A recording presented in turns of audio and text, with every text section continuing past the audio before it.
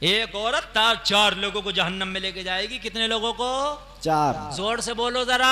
4 لوگوں کو. جہنم میں بولو مت بولو، عمل ہوں گے تو جانا پڑے گا. جی. چلان ہو گیا تو روک کوئی نہیں سکتا. منتری اور سنتری سب رکھے رہ جائیں گے. بولو یا مت بولو، بات حق ہے.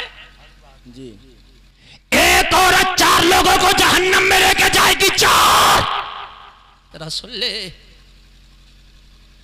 یہ جو آج بال کٹا کٹا کے گھوم رہی ہیں بازاروں میں، یہ جو باریک کپڑے پہن پہن کے اپنی شو دکھا رہی ہیں شادیوں میں، یہ جو بال کھول کے برقع بھی اوڑا تو چٹیا برقعے کے باہر نکال رہی ہے، یہ بھی کوئی کم مکارہ تھوڑی ہے. جی یہی حال. شیطان کی نانی بنی پڑی ہے، نانی. جی. یعنی برقع اوڑا تو بال برقعے کے باہر نکال لیے. جی. کس لیے نکالے؟ تو نے تیرے بالوں کو گرمی لگ رہی ہے، ان کا دم گھٹ رہا. جی. بتائیے مجھے. صحیح بات. ارے دم گھٹ رہا ہے اس کا؟ نہیں. بالوں میں بھی کوئی سانس اور جان ہے؟ نہیں. مگر نہیں دکھائے گی نہیں تب تک اس کے دل کو سکون کیسے بیٹھے گا؟ چوٹی باہر نکال لیے، چونچ لال ہے. اب دیکھو شادیوں میں خوب جائیں گی، اور جہاں پر لڑکے زیادہ تانتا لگا ادھر سے خوب چکر لگ رہے ہیں، ادھر سے ادھر ادھر سے ادھر. جی. کر لے کتنے کرو گے فیشن؟ جب میدان میں شروع نفسی نفسی کا عالم ہوگا، رب فرمائے گا اے فرشتوں اسے پکڑو جو بالوں کے فیشن کرتی پھرتی تھی.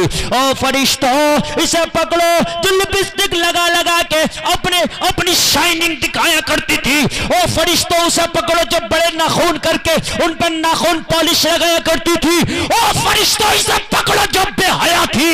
او فرشتوں اسے پکڑو جو باریک لباس پہنتی تھی.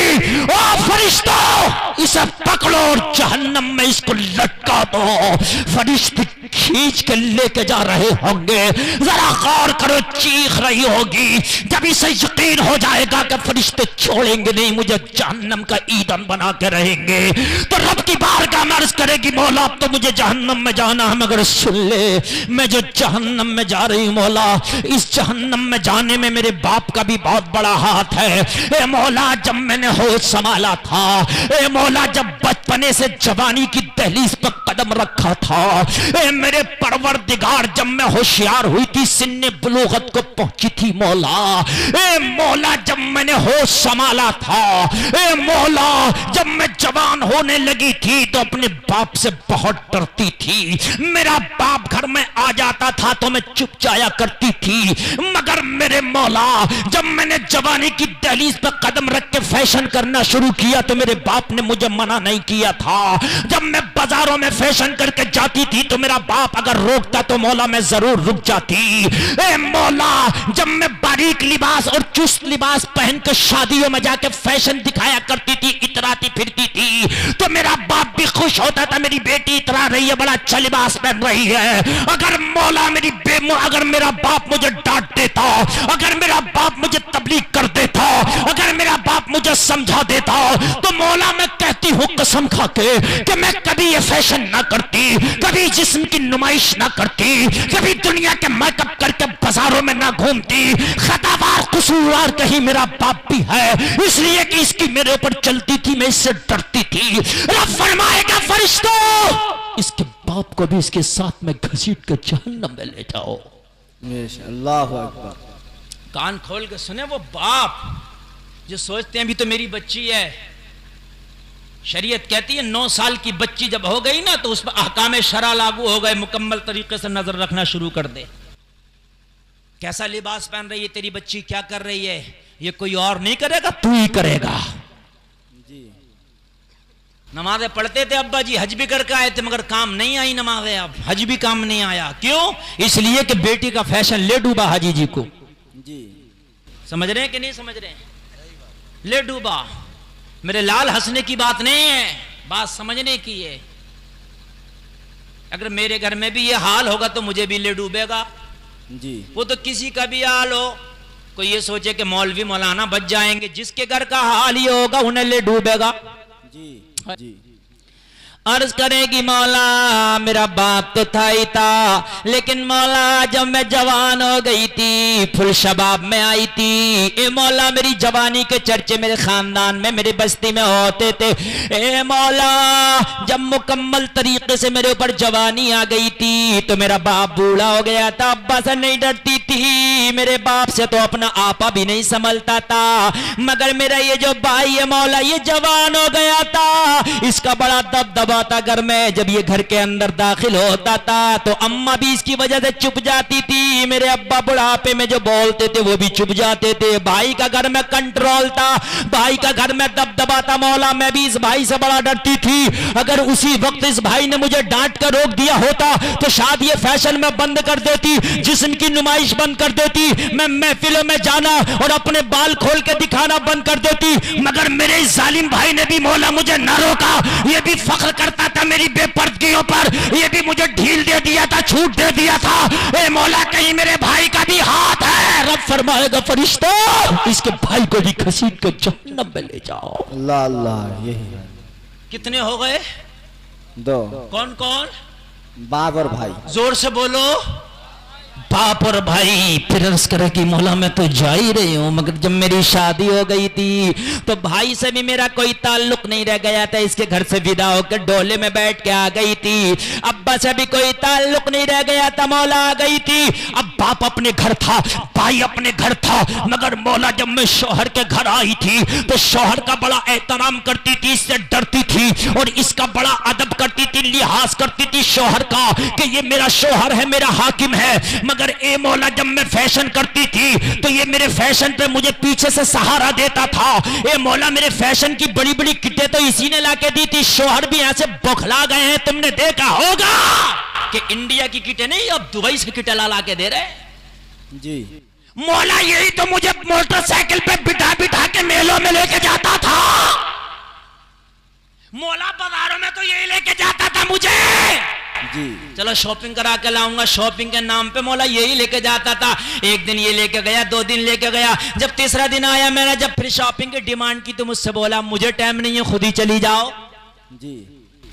شاپنگ میں دیکھو پورا بازار کالا کالا نظر آ رہا ہے، برقع ہی برقع، جی یہی حال ہے۔ وہ گنڈا گردیاں ہیں، کچھ بازاریں تو ایسی ہیں کہ عورتوں کو وہ دبدبا ان بازاروں میں کہ مرد جاتے ہوئے ڈرتا، جی سمجھ رہے ہیں آپ؟ شاپنگیں چل رہی ہیں، کہاں گیا یہ شوہر؟ خوب ڈھیل دے دیا ہے اس نے، شاپنگ کرانے بھیج رہا، بازاروں میں کان کھول کے سن لے، کہے گی مولا اس کا فل ہاتھ تھا مجھے بگاڑنے میں، میری بے پردگی کرانے میں، موٹر سائیکل پہ رکھ کے دیا کی طرح گھومتا پھرتا تھا میلوں ٹیلوں بازاروں میں، رب فرمائے گا فرشتہ اس کے شوہر کو بھی گھسیٹ کے جہنم میں لے جا۔ اللہ اللہ۔ کتنے ہو گئے؟ 3۔ اب پھر کہے گی مولا جب میں بوڑھی ہو گئی تھی، میری عادت جوانیوں والی تھی، فیشن وہی تھے، آپ جا کے دیکھو شہروں میں 70 سال کی بوڑھی بھی نا جو ہے اس کی بھی تم فیشن کم مت سمجھنا، بال اگر سفید ہو گئے تو ڈائیاں تو بتیری آ رہی ہیں۔ جی۔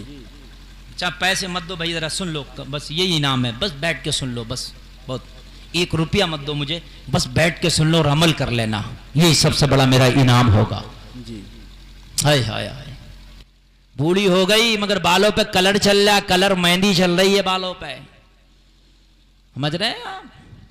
مہندی کتنی لگا لے بالوں پہ، کلر کتنی کر لے، مگر ایک دن اگر زندگی کا بڑھا کے دکھا دے اپنی، تب مجھ سے کہنا، ایک دن اگر بڑھ جاتا تیری زندگی کا، دن اتنے رہیں گے جتنے وَلَن يُؤَخِّرَ اللَّهُ نَفْسًا إِذَا جَاءَ أَجَلُهَا، رب فرماتا کہ جب موت آئے گی تو ایک سانس کی بھی مہلت نہیں دی جائے گی۔